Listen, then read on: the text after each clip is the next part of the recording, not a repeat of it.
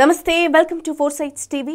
అనంతపురం జిల్లా రాయదుర్గం నియోజకవర్గంలో టీడీపీ అభ్యర్థి కాల్వ శ్రీనివాసులు ఆధ్వర్యంలో వైసీపీ కౌన్సిలర్ పద్మజ టీడీపీ తీర్థం పుచ్చుకున్నారు.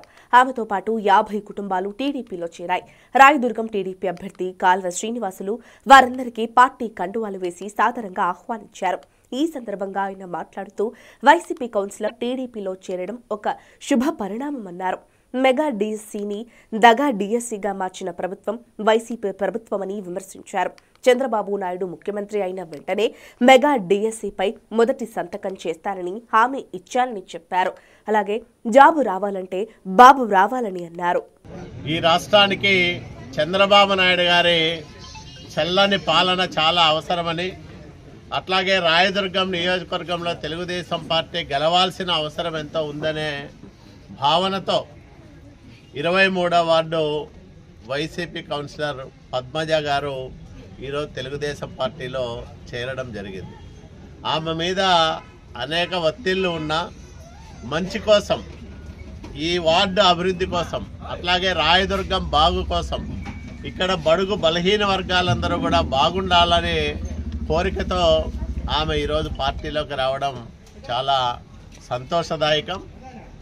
ఆమె రావడం వల్ల ఒక సీనియర్ నాయకురాలు, నేను ఎంపీగా ఉన్నప్పటి నుంచి కౌన్సిలర్గా ఉన్నారు, అనేక సార్లు ఆమె ఈ వార్డు ప్రజలకు సేవలు అందించారు.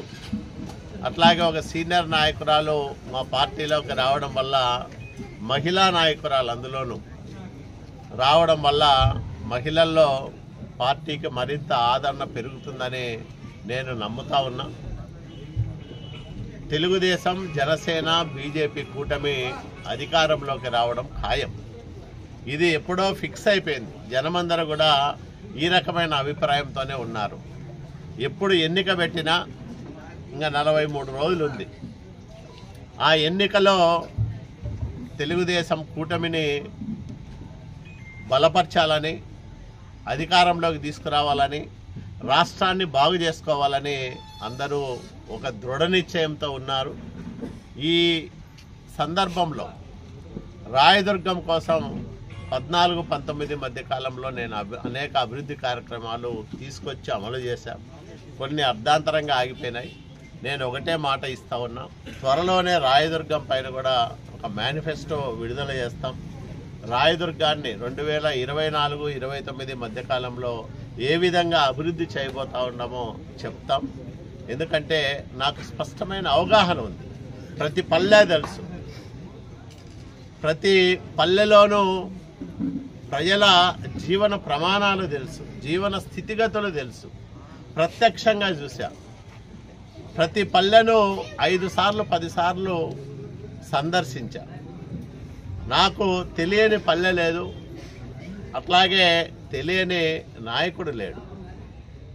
అందువల్లే ఈ అవగాహనతో నేను ఈ 10 సంవత్సరాలు దగ్గరగా రాయదుర్గంలో గమనించిన పరిస్థితులను బట్టి త్వరలోనే రాయదుర్గం నియోజకవర్గ అభివృద్ధి పైన ఒక మేనిఫెస్టోను విడుదల చేస్తాం.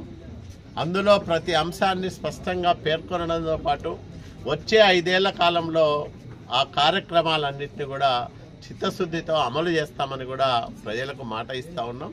ఈరోజు పద్మజ గారు చేరడం వల్ల తెలుగుదేశం పార్టీ మరింత బలోపేతం అవుతుంది. ఆమెతో పాటు ఆమె సహచరులు కూడా కొంతమంది, ఈరోజు ఇప్పుడే చూసాం, అబ్బాయి చెప్పాడు చాలా బాధతో, యూనివర్సిటీ టాపరు డిఎస్సి కోసం చాలా ఆశగా ఎదురు చూస్తూ ఉన్నాడు.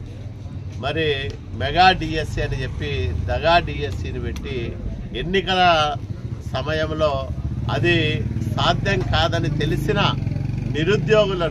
నిరుద్యోగ ఉపాధ్యాయులను మోసం చేయాలనే ఉద్దేశంతో జగన్మోహన్ రెడ్డి ఆడిన నాటకం బట్టబయలైపోయింది. కాబట్టి చంద్రబాబు నాయుడు గారు ఇప్పటికే స్పష్టంగా చెప్పారు, నేను ముఖ్యమంత్రి అయిన తర్వాత తొలి సంతకం మెగా డిఎస్సి పైనే పెడతా, 100 రోజుల్లో నియామకాలు కూడా చేస్తానని స్పష్టమైన హామీ ఇచ్చిన నేపథ్యంలో నిరుద్యోగ యువకులందరికీ కూడా నేను ఒకటే విజ్ఞప్తి చేస్తా ఉన్నా, జాబు రావాలంటే బాబు రావాలా. ఈ రాష్ట్రంలో వచ్చే 5 సంవత్సరాల కాలంలో 20 లక్షల ఉద్యోగాలు ఇస్తామని ఇప్పటికే చంద్రబాబు నాయుడు గారు, పవన్ కళ్యాణ్ గారు స్పష్టంగా ప్రకటించారు.